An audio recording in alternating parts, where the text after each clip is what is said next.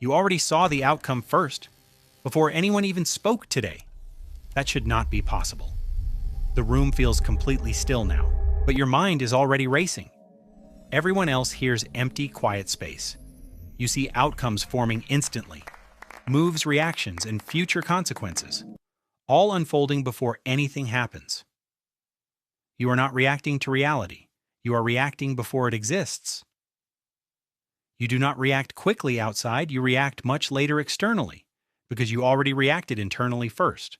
That pause they keep noticing now, that delay they quietly judge you. That is not hesitation at all. That is your brain running ahead. Everyone else sees a quiet person. Your brain sees a prediction engine. And you hide it every time. That gap you constantly create socially, that silence you sit inside comfortably, that is not simple shyness behavior. That is cognitive processing at scale. A neuroscience lab would confirm this. You were just never told before. But here is the real problem. That ability is draining you daily.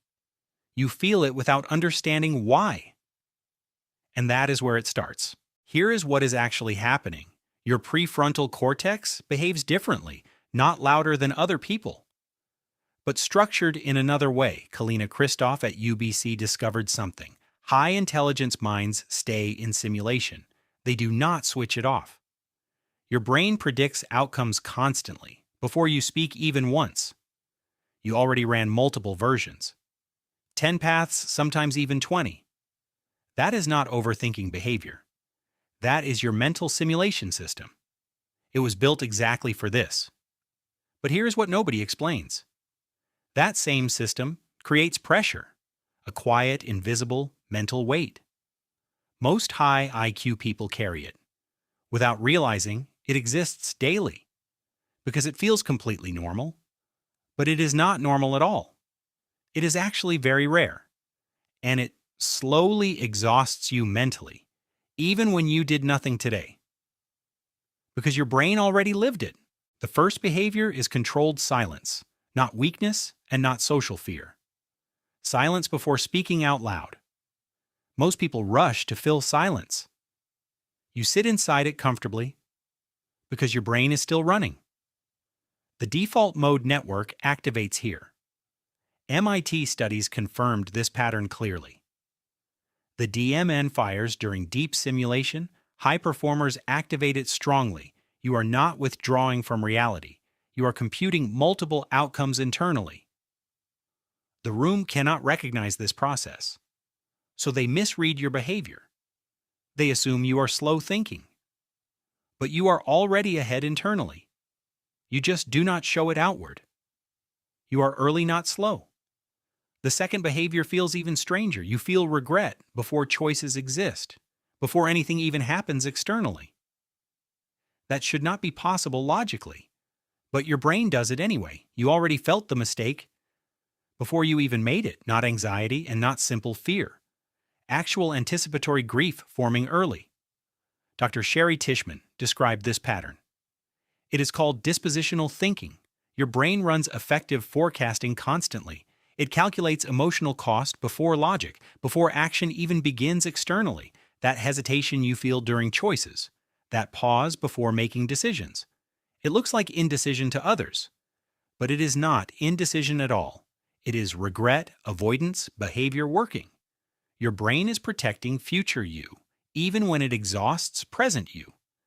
And there is a third behavior, the one people misunderstand completely. You notice what others never mention. Not what is spoken out loud, what is missing in conversation. You track micro-expressions carefully. Tonal shifts and silent pauses. You read gaps between spoken words. A Nature neuroscience study confirmed this. Higher intelligence detects hidden patterns faster. You are not paranoid or broken. You are processing deeper layers. At a higher resolution internally. That ability quietly isolates you socially. Because others cannot perceive it, so they dismiss your observations quickly. And you stop explaining your perception. That is why you feel alone. Now here is the uncomfortable truth. Every strength creates a hidden cost. Mental simulation increases hesitation over time. The more outcomes you actively model. the harder it becomes to act. This is decision regret neuroscience. Your brain predicts consequences very early, so it delays commitment decisions. And that delay builds internal pressure. That pressure becomes FOMO psychology patterns. Not fear of missing simple events. Awareness of missed possible futures. Because your brain already simulated them, it knows exactly what is lost before you even choose anything. Your problem is not overthinking. Your problem is extreme accuracy. Here is the deeper paradox now. High intelligence does not reduce regret. It actually amplifies regret feelings. Carrie Morwedge studied this deeply. Accurate forecasters feel stronger pain, not less pain at all, because they are usually correct. And being right about loss does not feel rewarding emotionally. It feels like a burden instead. That question repeats inside your mind. Why do I overthink the future?